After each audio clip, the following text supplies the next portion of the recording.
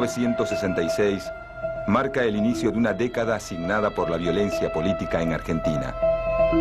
Ese año llega al poder un nuevo gobierno militar presidido por el general Juan Carlos Onganía. Cuando asume Onganía, el conflicto internacional llamado Guerra Fría se encuentra en pleno apogeo.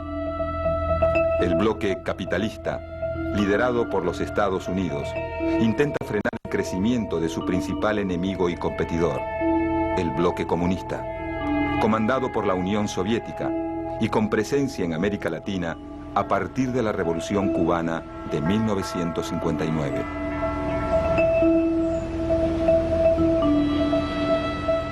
Una de las primeras medidas que toma el presidente Onganía es la puesta en marcha de la Doctrina de Seguridad Nacional, una estrategia trazada por el gobierno de Estados Unidos que aumenta la participación de Argentina en la Guerra Fría.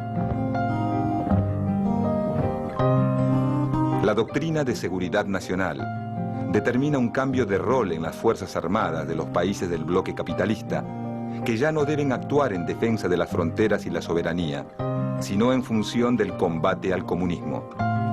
Según sus postulados, las fronteras que importan son las ideológicas y el enemigo al que hay que combatir está dentro del propio territorio.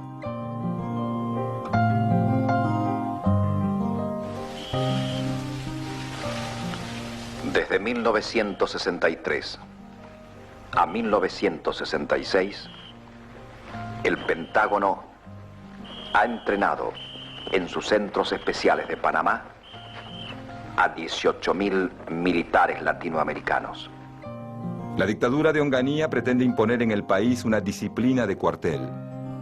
A la prohibición de todos los partidos políticos añade un fuerte clima de represión y censura. En los primeros días de 1967, Onganía lanza un plan económico sumamente antipopular. La respuesta de la sociedad no se hace esperar. En todos los puntos del país, las críticas al gobierno crecen. En ese contexto autoritario, un sector de la sociedad argentina, y en particular una parte importante de la juventud, empieza a considerar a la lucha armada revolucionaria como la forma de cambiar el sistema. En el surgimiento de esa idea influyen la simpatía que despiertan las luchas de liberación nacional en Argelia y Vietnam.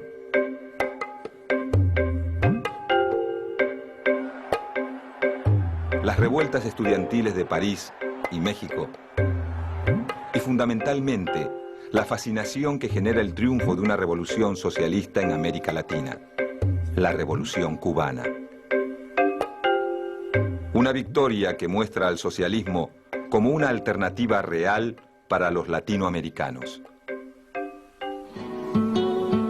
A todo esto, en 1967, un argentino con un papel decisivo en la Revolución Cubana es asesinado en Bolivia mientras intenta extender la lucha revolucionaria. Ese argentino pronto se convierte en el ejemplo para una generación, Ernesto Che Guevara. Vengo cantando esta samba con redoble.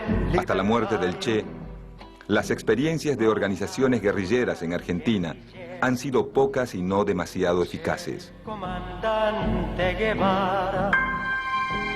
Pero en septiembre de 1968, en la provincia de Tucumán, un grupo perteneciente a las autodenominadas Fuerzas Armadas Peronistas intenta instalar un foco guerrillero en la localidad de Tacorralo.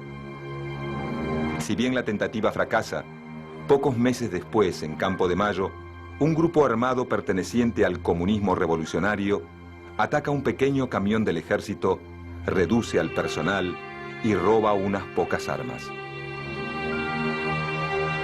Este acto, realizado por las autodenominadas Fuerzas Armadas de Liberación, inaugura en Argentina la modalidad de la guerrilla urbana, una forma de lucha que será mucho más significativa que la guerrilla rural, en un país donde gran parte de la población se concentra en las principales ciudades.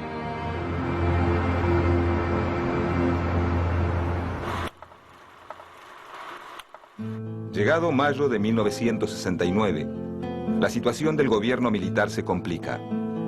Huelgas, movilizaciones y ollas populares se multiplican por todo el país.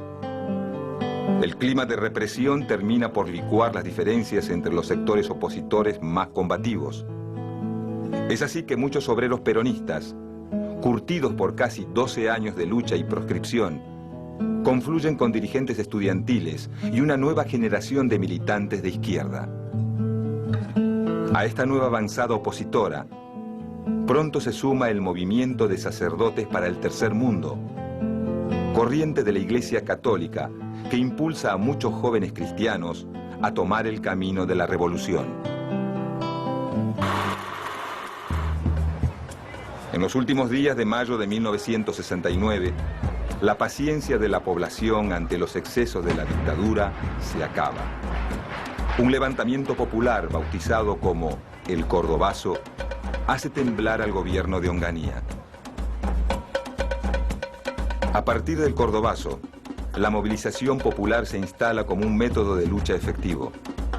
Al mismo tiempo, la violencia revolucionaria comienza a ser vista como una opción por muchos sectores de la sociedad. En poco tiempo, a las organizaciones armadas que ya existen en el país, como las Fuerzas Armadas Peronistas y las Fuerzas Armadas de Liberación, se suman las Fuerzas Armadas Revolucionarias, agrupación de orientación marxista nacida de la experiencia de un grupo insurgente creado en Bolivia por el Che Guevara.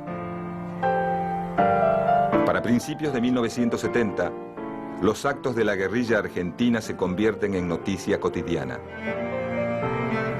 Juan Domingo Perón, desde su exilio en Madrid, envía una carta a los dirigentes de las Fuerzas Armadas Peronistas en la que avala la violencia de sus acciones. Como ustedes bien saben, el momento es para la lucha, no para la dialéctica política. Porque la dictadura que azota a la patria no ha de ceder en su violencia, sino ante una violencia mayor.